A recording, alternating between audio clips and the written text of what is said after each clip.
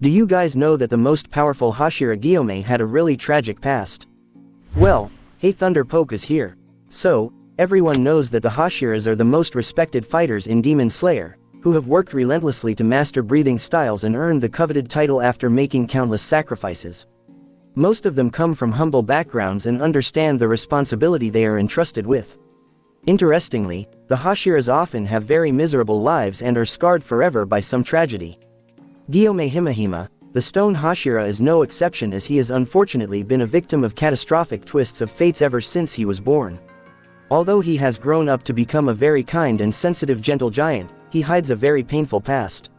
Himehime is arguably the strongest Hashira in the Demon Slayer Corps, but he was not always the flail and axe-swinging warrior he is known to be.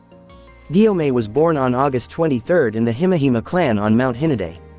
Unfortunately for him, his mother passed away apparently due to medical complications of delivery. Things did not get any better for him in the following years, as he lost his father to some disease. As if getting orphaned was already not tragic enough, Himehime developed a fever one day and he ended up with vision loss because of it. Luckily, Gyomei somehow developed an unusually superhuman sense of hearing and realized that he could even discern if someone around him had malicious intent toward him. But his ability was so unconventional and unheard of that it just led to people labeling him as a liar, as a blind person should not be able to do things like that. By the time Gyomei was a teenager, he had started living in a derelict temple. However, he was now quite happy and content with his life.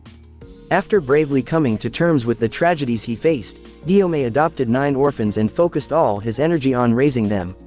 Although he was himself poor, he worked extremely hard to make sure that he fed the kids.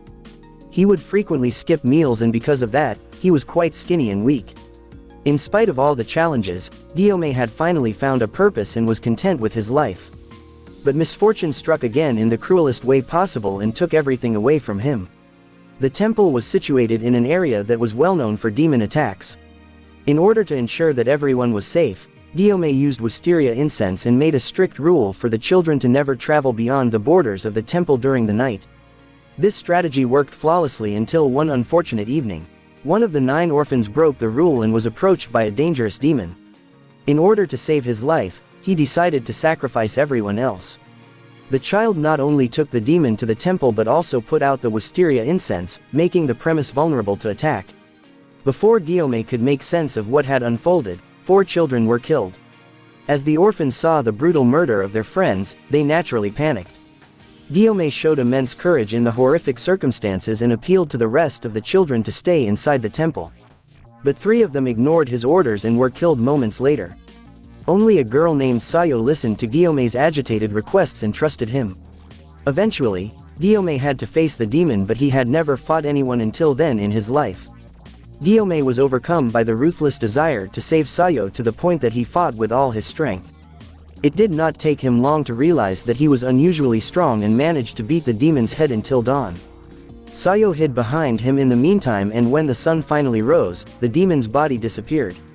When the villagers arrived at the scene, they found the dead bodies of the orphans. Gyomei was covered in blood, and when Sayo was asked to explain what had transpired, she could only muster the courage to say, "That man is a monster. He killed them. He killed everyone." It appears that Sayo had probably misunderstood the circumstances and had erroneously assumed that a man, not a demon, had attacked the orphans that night. Naturally, the villagers concluded that she was talking about Gyomei, as the demon's body had already vanished. Therefore, Gyomei was imprisoned immediately. When the trial happened, he failed to demonstrate his innocence and was sentenced to be executed. Interestingly, Sayo, who had gone into a shock following the temple incident, always regretted that her testimony had led to Gyomei's imprisonment and always wished to apologize to him. Sadly, this never came to fruition, as they never got to meet again, which means it became a lifelong regret for her. Gyomei Himehime likely felt guilty for failing to save the lives of the innocent children. He must be dying inside, thinking that the orphans he had been raising met such a horrific end. As he awaited his execution, Kaguya Ubuyashiki learned about the incident. He understood the unique circumstances and made sure that Gyomei was freed before his execution. Gyomei later met Kaguya and went on to join the Demon Slayer Corps. Well, that was his past. Now, before leaving this video, please make sure to subscribe Thunderpoke. Thank you.